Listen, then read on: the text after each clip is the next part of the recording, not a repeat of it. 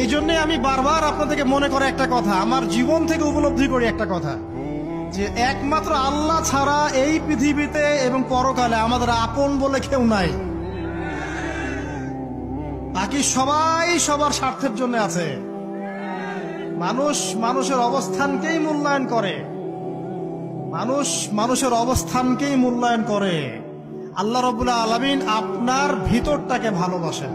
দেখেন, আপনি যখন নামাজ পড়েন নাই, আল্লাহ পাক কিন্তু আপনাকে ধ্বংস করে দেন নাই। আল্লাহ পরম করুণাময় আপনাকে হেদায়েত দিয়ে নামাজি বানিয়ে দিয়েছেন। জীবনে অনেক পাপ করেছেন, ইনস্ট্যান্ট আল্লাহ পাক শাস্তি দিতে পারতেন, আল্লাহ পাক দেন নাই। আল্লাহ আপনাকে ভালোবাসেন, আল্লাহ আমাকে ভালোবাসেন। আল্লাহ পাকের এই ভালোবাসার ঋণটা শোধ করার জন্য হলেও নামাজি হয়ে যান, আল্লাহর পথে ফিরে আসেন, দিনের জন্য কিছু করেন, দিনের ফিকির করেন, পড়াশোনা করেন। প্রিয় ভাইরা, আল্লাহ পাক তৌফিক দান করুন।